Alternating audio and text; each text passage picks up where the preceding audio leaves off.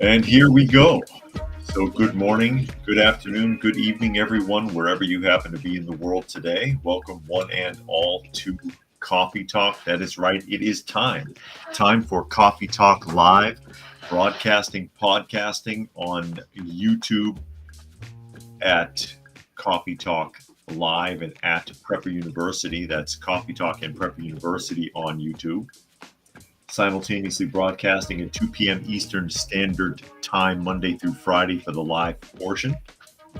You can also find me on X, formerly known as Twitter, at Coffee Talk Chat, as well as fistfulofradio.com, podcasting out of Atlanta, Monday through Thursday at 4 p.m. Eastern Standard Time and Friday at noon, as we get ready to dive in and see what is going on in the world today, have a little bit of discussion about what is in the news as we read through some news articles and have a little bit of a chat in the live portion with the people that can join us on YouTube, again at 2 p.m. Eastern Standard Time. And I do try to read through as many of those comments as is reasonable for the benefit of those who are listening and not able to see.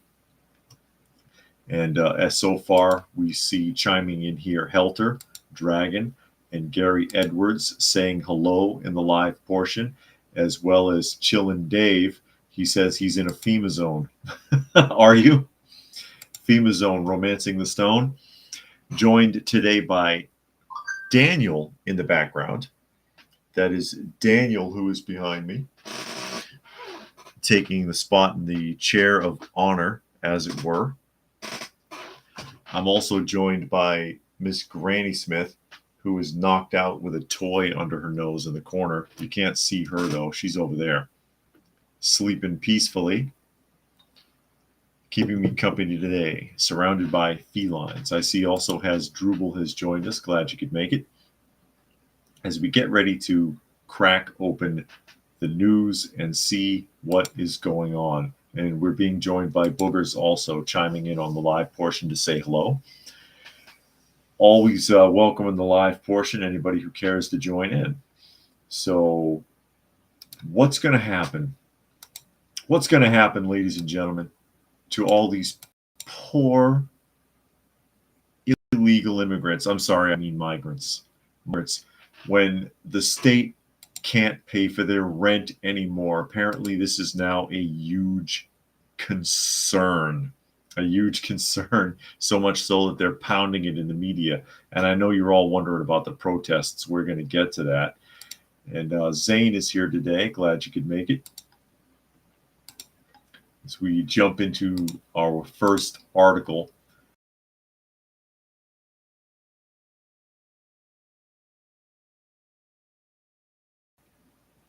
How do migrants pay the rent when the assistance runs out? I don't know. How does anybody else do it? News Nation. As migrants and asylum seekers are evicted from sanctuary city shelters, finding and staying in a home or apartment in a new and unfamiliar city comes with a daunting to-do list that includes keeping up with the rent. States like Illinois, New York, and Colorado provide migrants and asylum seekers access programs that offer security deposits and a few months of rent, legal services, and caseworker support. Must be nice. And it's a lot more than a few months of rent, by the way. I've heard that people are getting up to 2 years worth of rent. We've read that in some of these articles. But what happens after those funds ran out?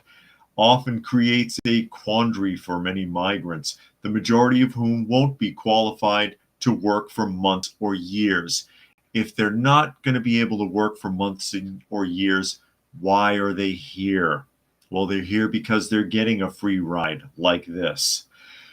They're left navigating a world of utility bills and rent payments while adjusting to new surroundings in a country that is still mainly foreign.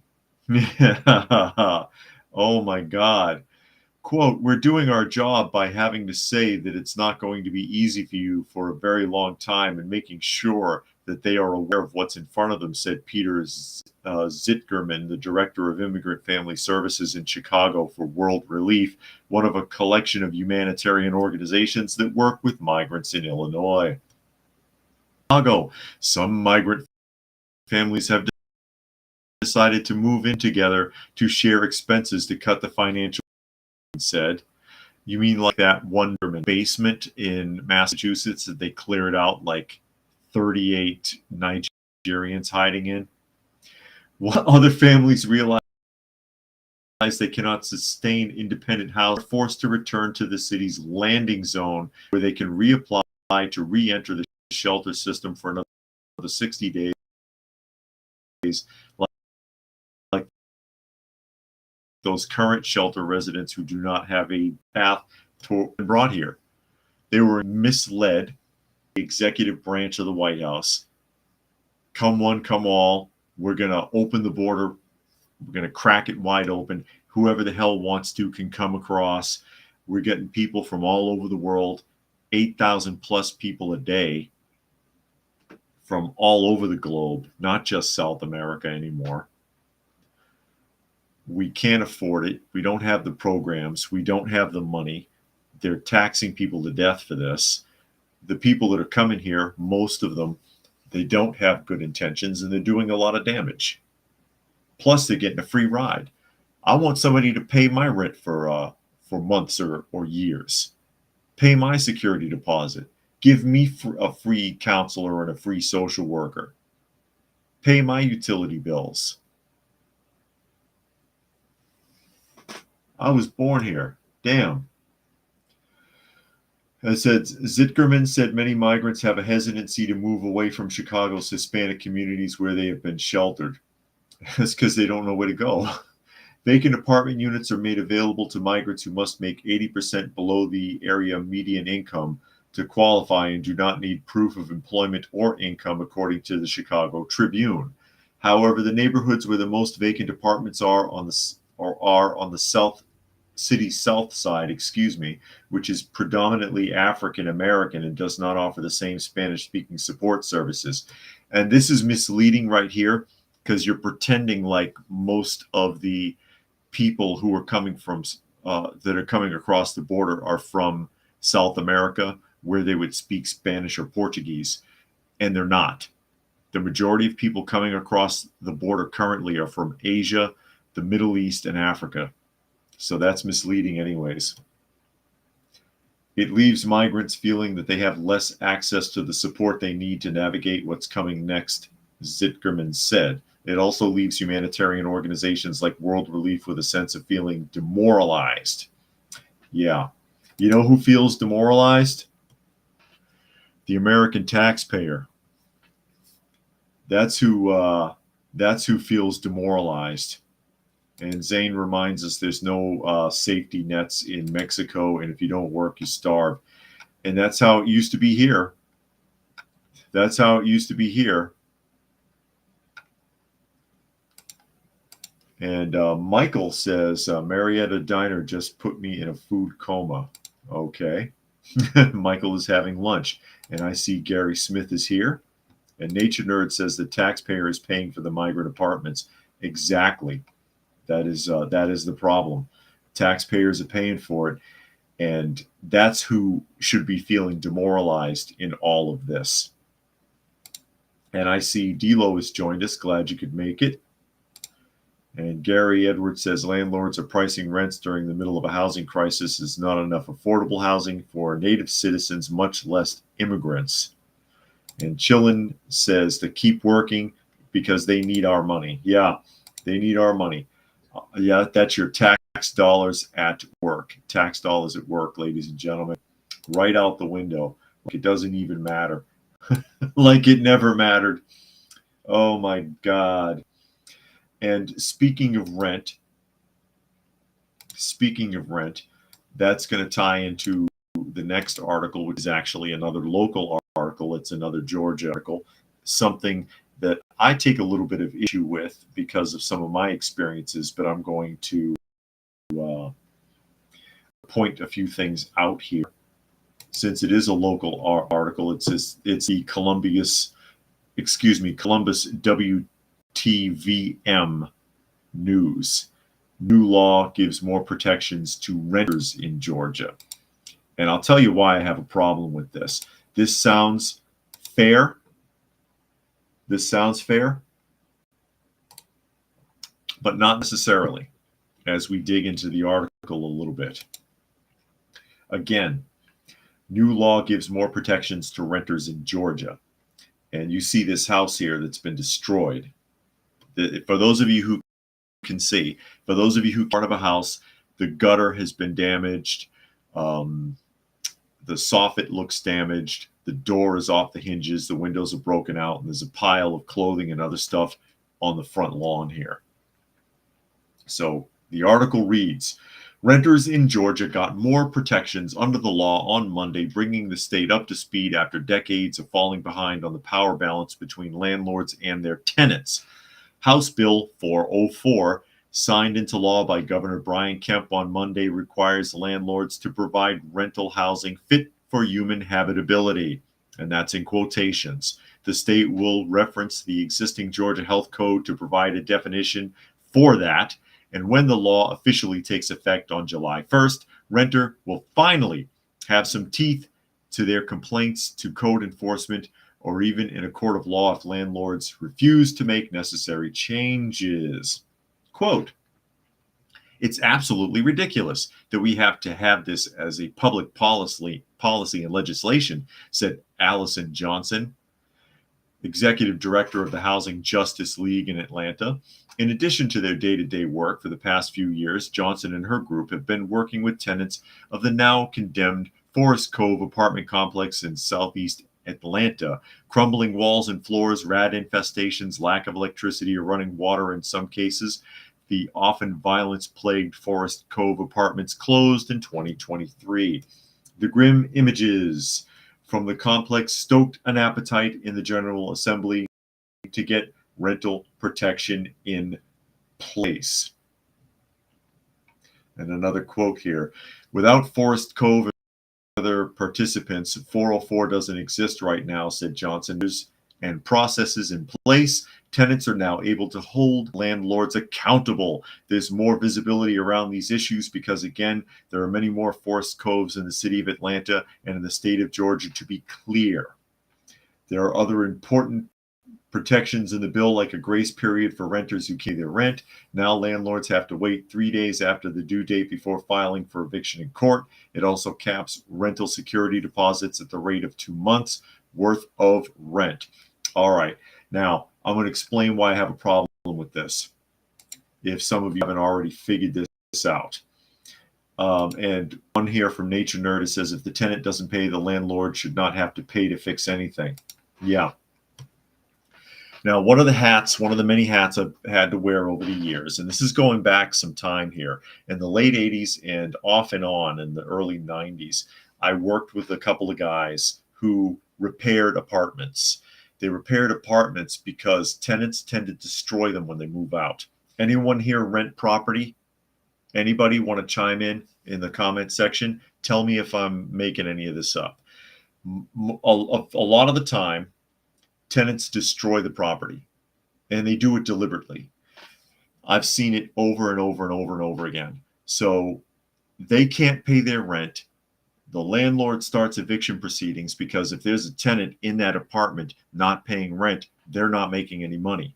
And it's not like on TV where landlords are like rolling in cash. Many of them are on a shoestring.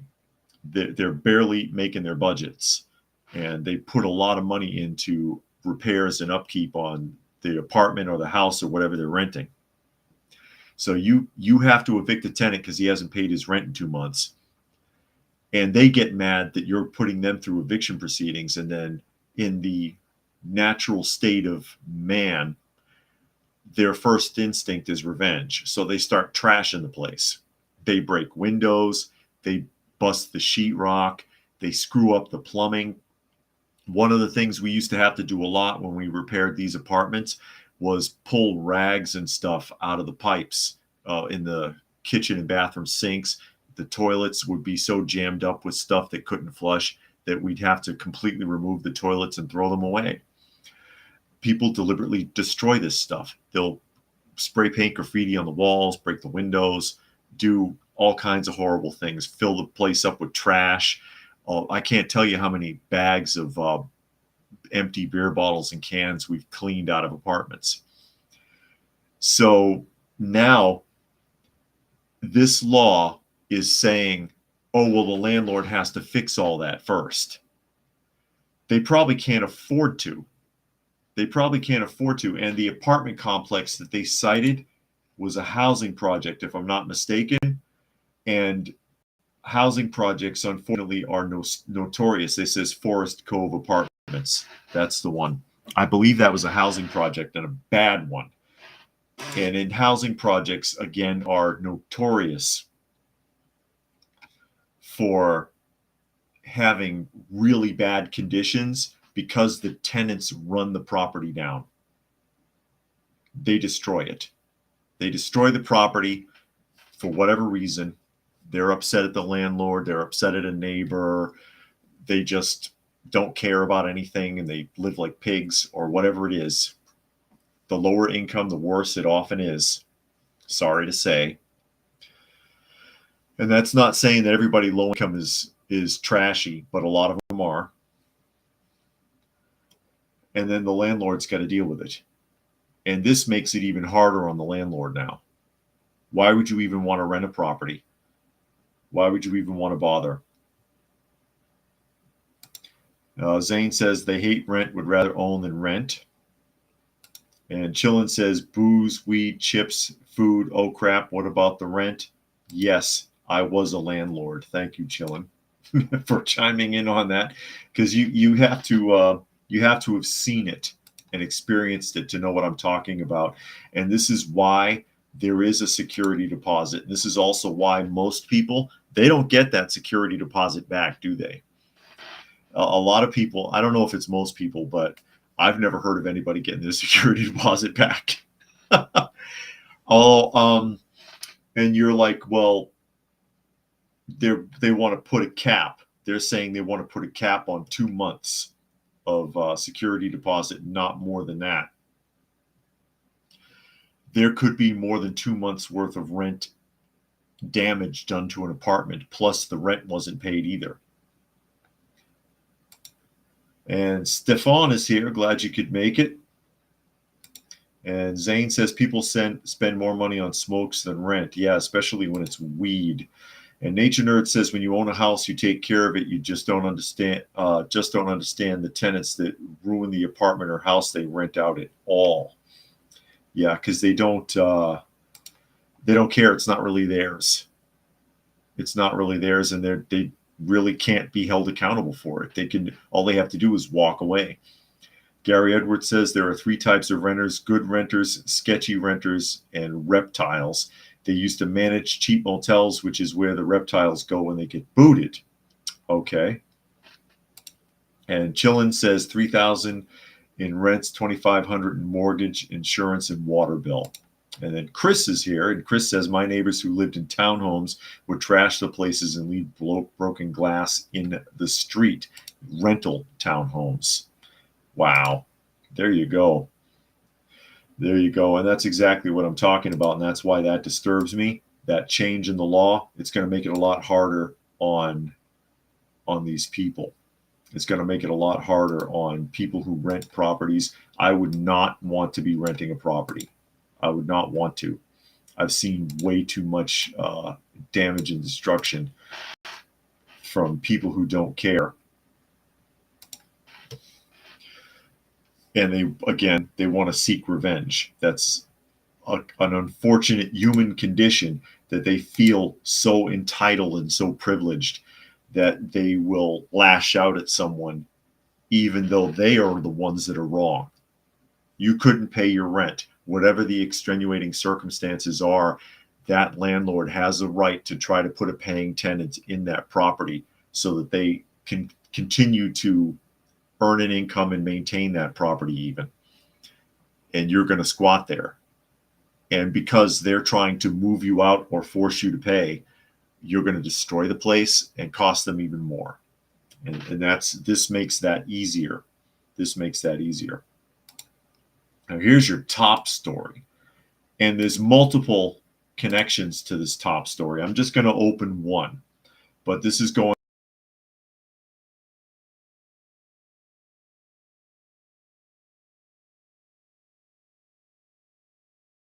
as long as the audio is still up, I can deal with a freeze physically for a moment in the images. CBS News article: 108 people arrested at Emerson College protest. 4 Boston police officers have been hurt. And I could go on and on. I could show you 20 different articles from universities and colleges all across the country because they are sweeping right now.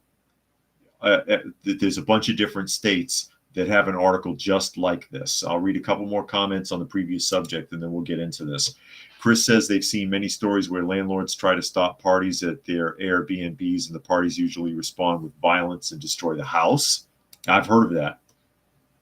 And Chillin says rentals in college neighborhoods trashed for sure. Keep the security deposit. Don't worry about the lead paint. Yeah. And keep in mind, I grew up in Boston and this is where I was doing that. There's a lot of colleges and universities and trade schools in Boston. And that means there's a lot of rental apartments for that purpose. Chris wants to know if they're pro-Hamas rallies. Yes, correct. But suddenly they decided to crack down on all of this. And many of these colleges and universities have got riot police sweeping these protests out today. It's going on all over the place. This is the biggest one, and that's why I opened it. CBS News: 108 people arrested at Emerson College protest, and 4 officers were hurt. And this article came up 7 hours ago, and that's just the beginning. So Boston police arrested more than 100 people as they cleared out pro-Palestinian protesters and their encampment from Emerson College early on Tuesday. 108 arrests. A Boston police spokesperson told WBZ-TV in an email: 4 injured officers, 3 minor, 1 more serious, all non-life-threatening. Police said none of the protesters in custody have reported any injuries at this time. Some of the 108 students were brought into Boston Municipal Court late Thursday morning, which is why the stories on this are only starting to circulate. They were not arraigned, but had court dates scheduled for next week. Some thought police were too aggressive. Yeah, I bet they did. Quote, I don't think they needed to use full riot gear. I don't think they need to slam people into statues and slam people into the ground. You can arrest people without assaulting them, a student who only identified himself as Oliver told WBZ at court. Yeah, bullshit, Oliver. You're full of it. Oh, and I just got my prompt. It is 23 minutes and 12 seconds in. And ScrewTube has just let me know that I am live. Thank you for letting me know. So they want to protest. They want to struggle with the police, but then when the police have and drag them off, they want to cry about it. What do you think protesting is? Emerson students started camping out in the 2B alley of Boylston Street late Sunday night and have remained there for 3 days. Boston police warned them Wednesday that they were violating city ordinances in the alley, which is not solely owned by Emerson College. The student protesters stayed in the alley until Boston police officers moved in around 1:30 a.m. Thursday. Did I say Tuesday earlier? Police reportedly warned them to leave, and many who didn't were arrested. These students, they were protesting peacefully at night, chanting their slogans. Emerson College student Kyle Graff told WBZ-TV they refused to comply with the police, and within 5 to 10 minutes, the police vans, they pulled up and they started forcing their way into the encampment and basically taking the students away. Yeah, that's what happens. Another Emerson student who did not want to be identified described what he saw Thursday morning. Quote, they kept being like, this is your last chance. If you're here, you'll be arrested. But they didn't start saying things like that until after they'd already started grabbing and dragging people out. It was not so much a last chance of not being arrested, more so a last chance of not being brutalized. Oh, no. Seeing handcuffs on officers' belts. There was people getting thrown down to the ground, arms being put behind their back and dragged away and pushed away, just really however they could, however the police could get them out of the alley as quick as possible without much regard for the safety of those they were moving. Oh, please. That is such a bunch of freaking crybabies. They whine and whine and whine. It makes me sick. But this is the thing. This is the thing. What are these people going to college for? What are these people going to college for? This is what they went to college for? I thought you were going to college for higher education, for higher learning. And like I said, this is just Emerson College. There's a sweep going across the entire country because I think it's happening in Utah. It's happening in Texas. Colleges and universities with police. I know Texas sent mounted police out to start breaking up these rallies and cart these people off, leave or go to jail, basically. And when push comes to shove, they start crying about it. What did you think was going to happen? What did you think was going to happen? You want to help Palestine so much? Cash in whatever you got left for your college education, because it's not doing you any damn good anyways, and book a flight to the Middle East and go there and see how it works out for you. See how the Palestinians treat you. It won't be good. I promise you. And Chillin says, Taxachusetts. That is correct. Taxachusetts. I used to live there. Chris says, Americans have tens of millions of pro-Islamic State migrants, many of whom receive special scholarships to attend American universities. And I think that if you are not a citizen and you're at one of these rallies, you should be deported. I think you should be thrown out. You don't need to be here stirring crap up. And Zane wants to know if Oliver hit an officer. Somebody did. The officers were struggling. As it said, only 4 were actually injured because they were wearing armor. But they did fight and were aggressive with the police in all of these instances, not just Emerson College. Nature Nerd, back to the previous article, says townhouses are dirty because everyone throws trash on the ground and a lot of people don't pick up the dog poop. Then in the summer, the grass dies, so it gets worse. Oh, my God. Oh, my gosh. Helter says for most of the students, it's just an excuse to skip class. They know they're safe from the war. If they were in Gaza, they wouldn't be protesting. Yeah, very likely not. And then Gary Edwards said protesters obey laws during daylight hours but transform into lawless zombies at night. And Lisa Marshall said protesters are hired, help wanted ads. And I'm going to get to that here because, you know, stuff like this, protests and marches and things like this, they don't really happen organically. Somebody funds it.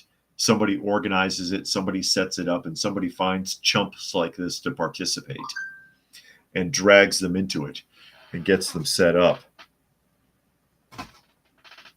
So yeah, this stuff is funded. It's not by accident. And it's not by accident that they hit all of these colleges at the same time and these universities at the same time. But again, what are they going to college for? You go, oh, we're going to college to get higher learning and to get an education so that we can get a job and so we can get on with our lives. But you sit there whining about something that you have no control of that's happening in another country. Shut up and do what you're there to do, if you're going to do it at all.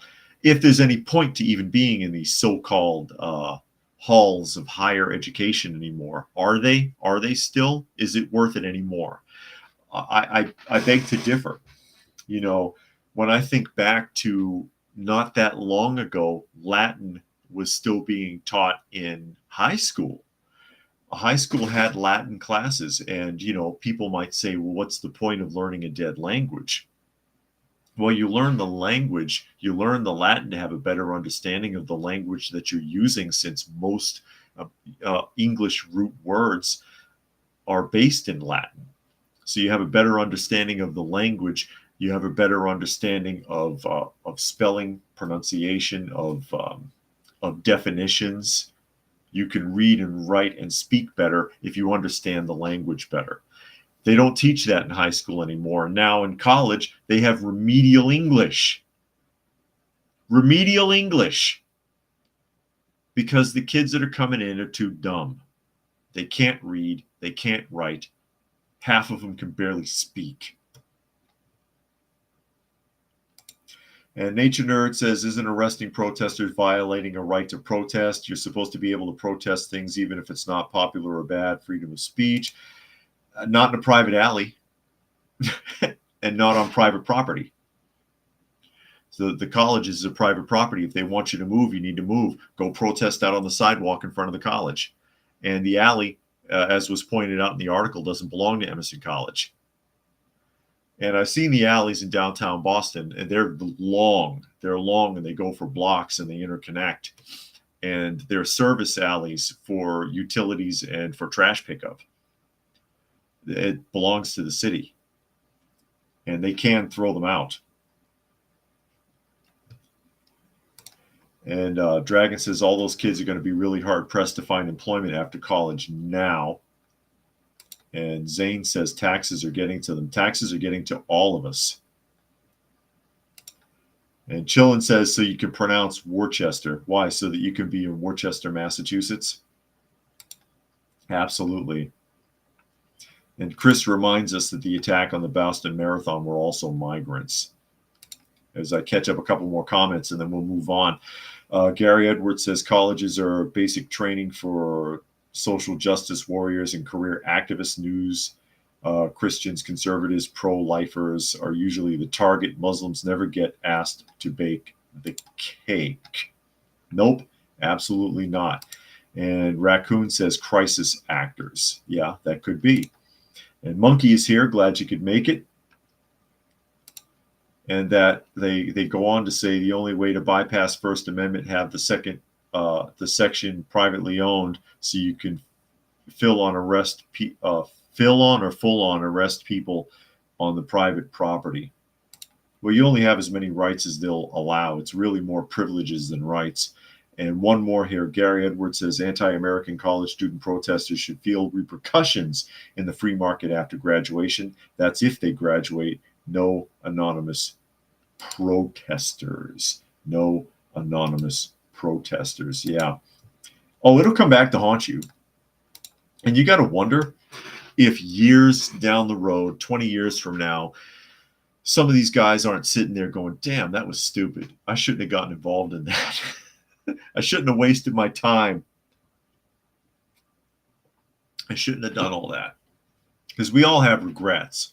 It's just a matter of how big those regrets are going to be ultimately. Are they going to be devastating? Are they going to be ground shaking regrets? This is pretty stupid. And I did some dumb things when I was a kid. And I hung around some people that did even stupider things.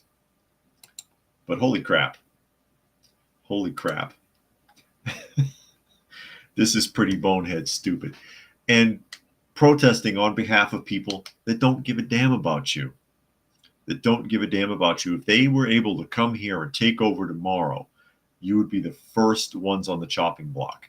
You'd be hanging from the lampposts because you serve no useful purpose. None. You think they're going to sympathize with you? What the hell are you going to college for? What are you doing there?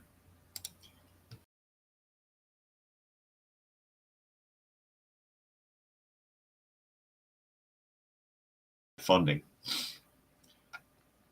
Why are you wasting it? It's a complete waste of time. And they kind of force it. It's part of the American dream lie. Oh, well, you got to go to college and you got to get an education and you got to be well-rounded. Well, you're not well-rounded without any worldly experience, and you're not going to get it in college. You're not going to get it. And it's a shame. A lot of the stuff that you have to take classes for are pointless anyways. I really regret my experience. I wish I didn't bother to go. As we bounce around here, we're going to talk about Uncle Joe. Dear old, sweet old, lovable old Uncle Joe. Associated Press article. Big surprise here. Biden picks up another big union endorsement. This one from the Building and Trades Workers Union. I have a lot of issues with this. So here we go. President Joe Biden picked up the endorsement of North America's building trades unions at Wednesday's event where the president and his allies set out to dismantle Republican Donald Trump's reputation as a successful real estate developer. Quote, Donald Trump is incapable of running anything, said Sean McGarvey, The organization's president. God help us if he gets anywhere near the White House in the future. He can't run anything, huh? He's done better than you. The event, held in a Washington hotel ballroom, a boisterous crowd of union members, was another salvo in the battle for votes from blue-collar workers. Trump has tried to chip away at Democrats' traditional advantage with organized labor, while Biden has been adding to his roster of endorsements and trying to fend off his predecessor's comeback bid. Biden said unions would help him make Trump a, quote, loser again. And as he mocked Trump's inability to pass infrastructure legislation when he was president, saying he never built a damn thing. Neither of you. Hell, you canceled the stuff that he set up. The Democratic president repeatedly torched his likely Republican opponent as a callous businessman who turned firing people into entertainment as part of his long-running reality show, The Apprentice. Quote, he looks down on us. I'm not joking. Think about it, Biden said. Think about the guys you grew up with that you'd like to get into the corner and just give them a straight left. I'm not suggesting you hit the president, but we all know those guys growing up. Yeah, you're one of them. All the lies that he tells and all the tall tales and stories and crazy bullshit. Oh, man. Childhood hometown of Scranton, Pennsylvania, and he's increasingly used economic arguments to portray Trump as out of touch with workers' concerns. Yeah. Have you ever worked a day in your life that wasn't politics, labor, or to work, or what these people's concerns are? And he goes on to quote here, in this election, it's either Scranton values or Mar-a-Lago values. Like you don't have your own homes and getaways. Actually, we read an article a couple of weeks back that Biden is under investigation because he was taking free vacations from big donors.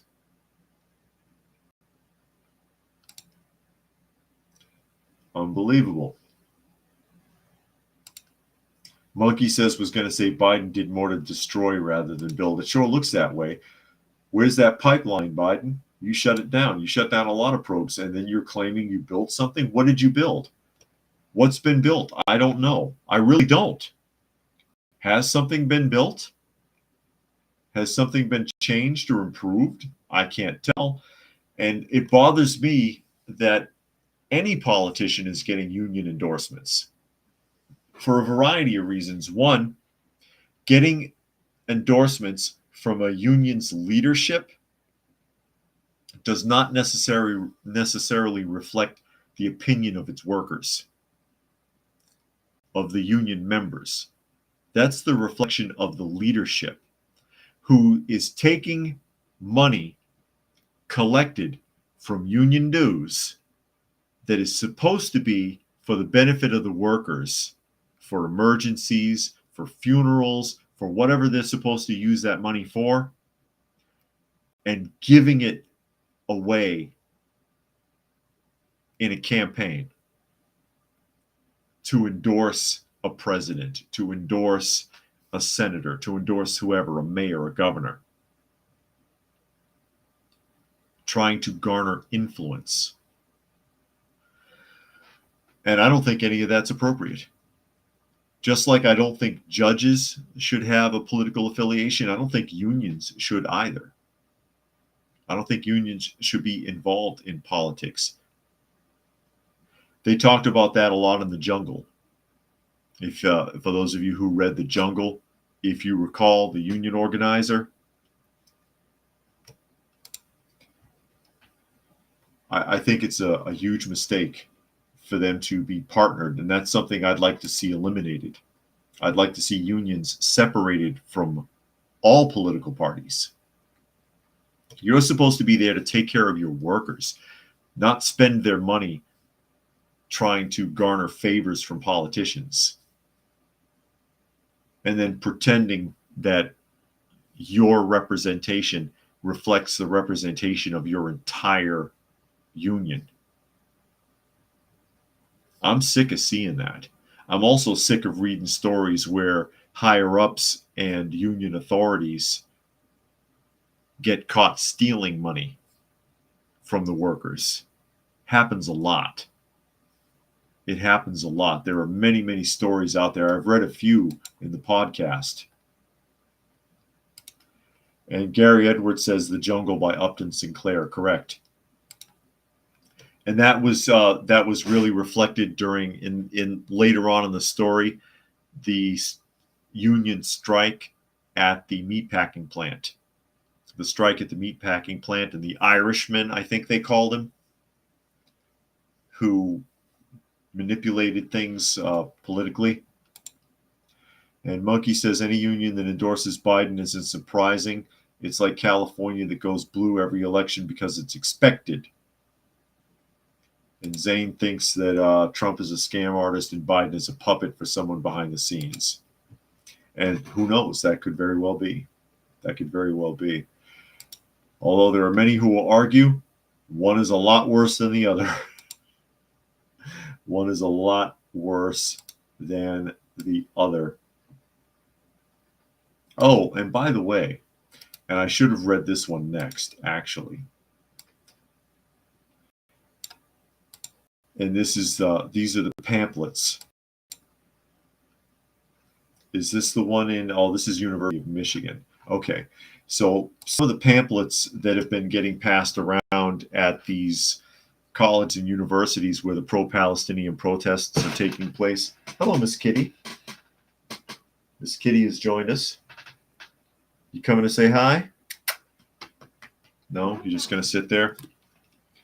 Miss Kitty, everybody, for those of you who can see.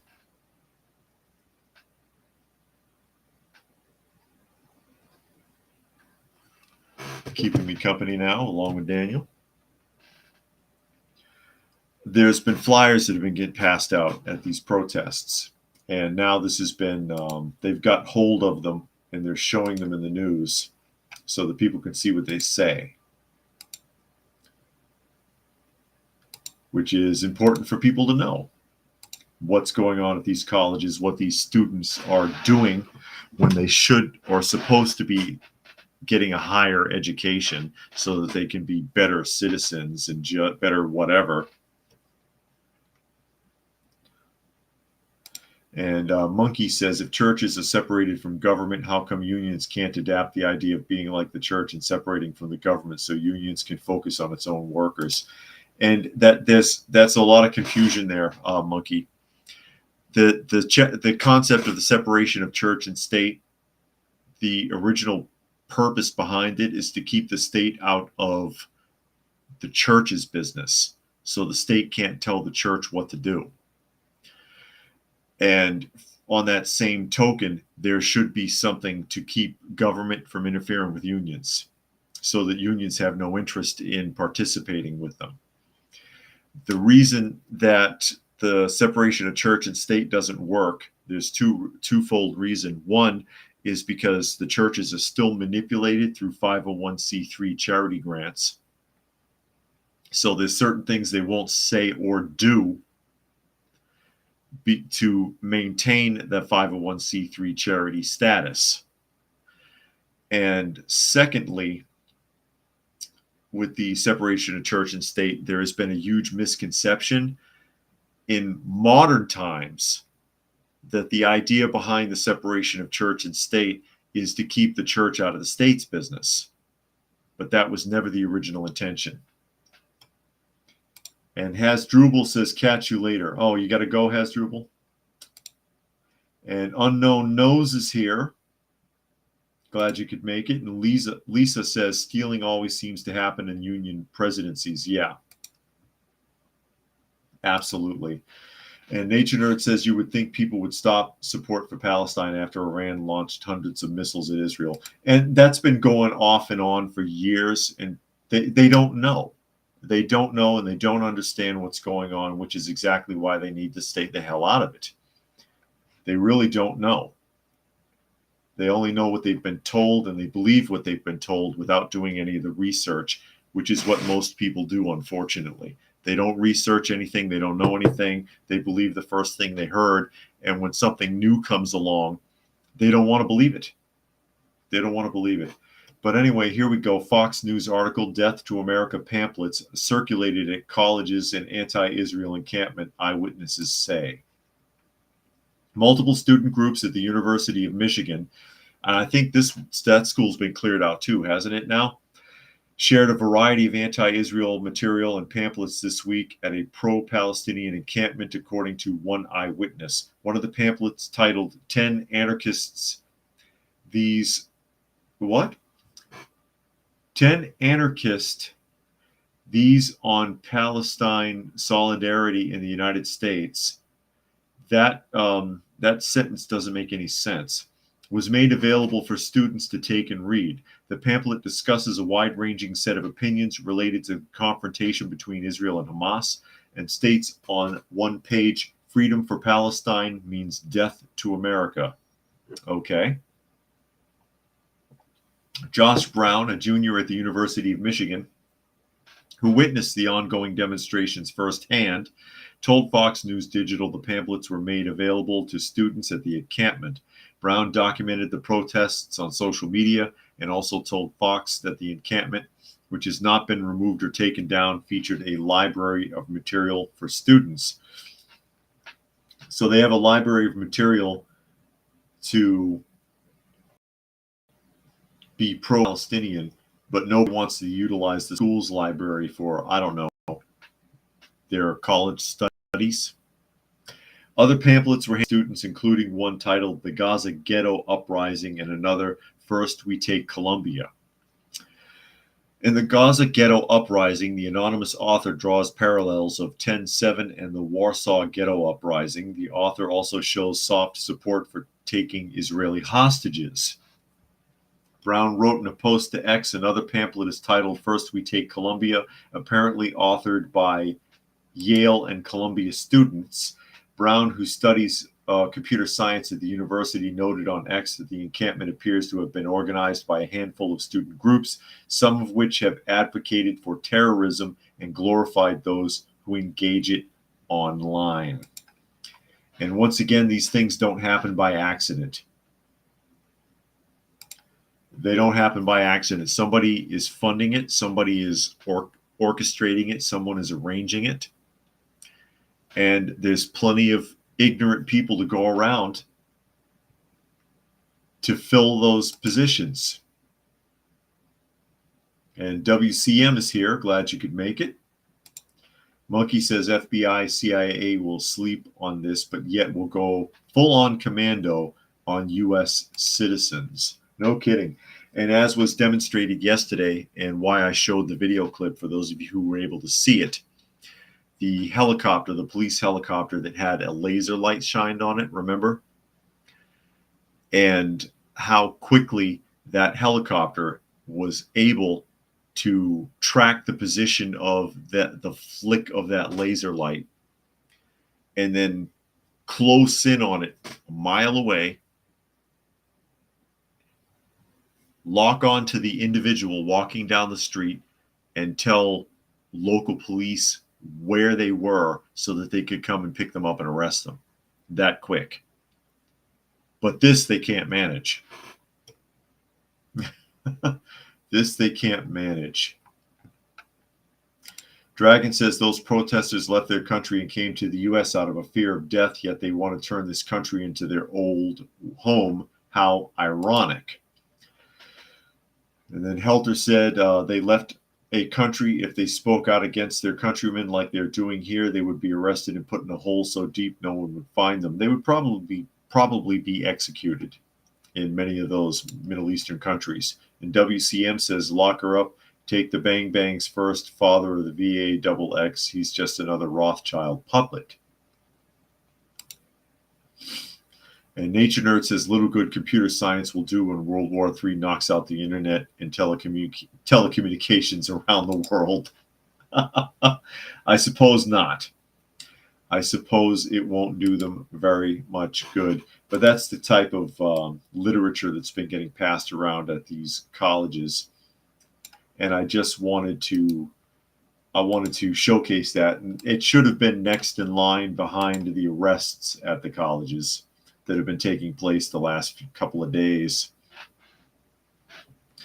And Zane suggests that that's the problem. People flee the place where they need to change because they don't want the responsibility. No, they do not want that responsibility. That is correct.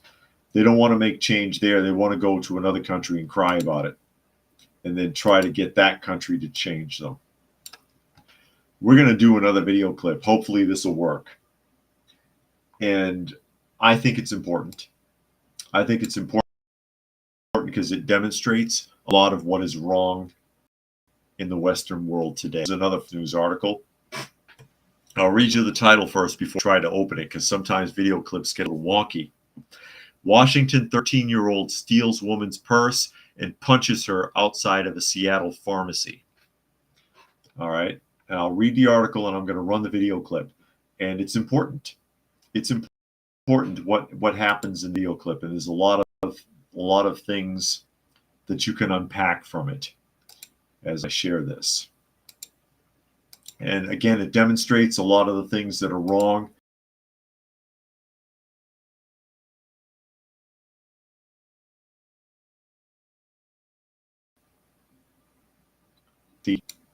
No ethics, no morals. Article reads, 13-year-old Washington boy arrested earlier this month after he snatched a woman's purse at a Seattle pharmacy and punched her in the face when she confronted him. The incident in the 2600 block of Southwest Barton Street on April 6th was captured on the pharmacy's surveillance cameras. The video shows two teens walking up to a woman near the entrance of the pharmacy when one of the teens swipes her purse from her hands. As the woman chases the teen outside the store, the contents of the purse are strewn onto the sidewalk, where other juveniles can be seen in the video picking up the items. At one point in the video, the woman confronts one young suspect, who can then be seen putting his fists up and then punching the woman in the face before walking away with the others. Now I'm going to go ahead and I'm going to spin this video clip, so hopefully it doesn't interrupt. And then I don't know if there's audio on it. No audio, but go ahead and watch. So she's outside, her purse, the kid. Watch the people who walk by. 1, 2, 3, 4, 5, 6. Now here's the kid. He puts his fists up, punches her in the face. There it is, and then he runs away or walks away as she tries to pick up the other things off the ground. I'll run that video again. What I found disturbing about this, not just the fact that this 13-year-old tried to grab her purse and then hits her for it, but no one helps. No one helps. But all these random people sure do run in and start picking up all the things that fell out of her purse on the ground. You couldn't collect the thing, help her. You know, it runs my mind back once upon a time, and this was when I was still living in Kansas. There was a guy on a motorcycle who was driving by, and he turned the corner, and you know how they have the wallet chain? It snapped and it fell off and it opened and spewed across into the gutter. And he kept going. He didn't notice, you know, the vibration from the bike, probably. He couldn't tell. And I picked up his wallet and I picked up everything that fell out. And I looked him up from his ID and called him and gave him all of his stuff. And he was in shock. It's like, wow, man, I can't believe that. Thank you for that. He offered me a joint too. He asked me if I wanted a joint, which, you know, I don't smoke anything, so I was not interested in that. But the fact that no one wanted to help. She chases this kid. They don't bother. He runs right by. And then they, like 6 random people, come walking over and just help themselves to whatever fell out. I'm surprised there weren't people filming it with their cell phones for TikTok or Instagram or whatever the hell they're using. Yeah, Donna, no kidding. Donna Beaver says his mother will say he is such a good boy and sings in church. He sings in church and he's a pillar of the community. Yeah, because that's what they all do. Oh, he was, especially if somebody was hurt or killed and they were committing a robbery or doing something else stupid. Oh, he was a good kid. Oh, she was such a good girl. And oh, yeah, they got good grades and they were trying to find their way in the world. And yeah, and it's all bullshit. That kid was an animal and you knew it. You knew it.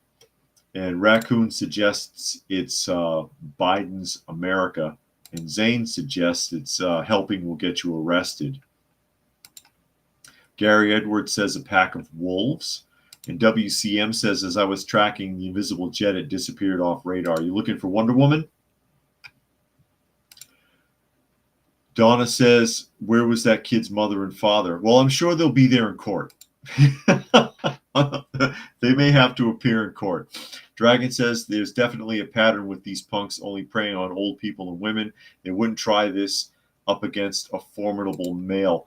I wish they would. And I hope that male flattens them. I hope that male flattens them. Punches them clean out if that happens. But that just disturbed me that you would even book that. I mean, I don't condone it, but I can understand a kid shoplifting because a lot of young people experiment with that. You know, it's stupid and stealing, and they shouldn't do it. But to do a purse snatching in broad daylight and you're 13, right in front of the store, and not even smart enough to realize you're on camera, which is how they caught him. I mean, seriously, what a moron. And then because the woman confronts you, instead of just leaving or running away, you're going to punch her? You're going to punch her, and you're the one that did the dirty deed. And as I said, people are walking by. They could have picked up her stuff for her. Here, lady, sorry that happened to you. I grabbed some of your stuff. I hope I hope you didn't lose too much. No, we can't help somebody. We got to try to steal some of it ourselves. No empathy, no ethics, no morals. It's painful. It makes me think of the old adage, the children are our future. Well, the future looks pretty damn bleak from here. It sure does. Nature Nerd says, clearly morals and ethics are not taught in our atheist schools anymore. And then Gary Edwards says, parents of the wolves should also go to jail. Well, then they won't want to claim any part of it. Oh, I can't control that boy. He never listens. I did all I can. And to be fair, sometimes you can be a good parent and still have a bad seed. It does happen. You can be a really good parent and the kid still turns out to be a piece of shit. It's just the truth. But more often than not, it's a bad parent. It's bad parenting. Or neglectful parenting, which is just as bad as an abusive situation. And that's the argument I have the most. I know there's good parents out there, but a lot of them are not. A lot of them are not. They ignore their kids. They don't know their kids. They don't really care about their kids. They will never admit it, but it's just the reality of it, unfortunately. And Helter says, I bet when they get caught, they will be crying in the courtroom, trying to be as innocent as they can be, even though they know they were wrong. Correct. But with that, we're getting close to the top of the hour, so I'm going to go ahead and start wrapping things up. Thank you, everybody, for joining us here today. Again, of course, you are listening to and/or watching Coffee Talk, and you can find me on YouTube at 2 p.m. Eastern Standard Time for the live portion, Monday through Friday, at Coffee Talk Live and at Prepper University. You can also find me on X, formerly known as Twitter, at Coffee Talk Chat, and fistfulofradio.com, podcasting out of Atlanta Monday through Thursday at 4 p.m. Eastern Standard Time and Friday at noon. Special thanks to Daniel for keeping me company today, laying in the chair behind me. Thank you to everybody who was able to join us here today. As always, hope you got something out of the conversation. And with that, I will go ahead and sign off.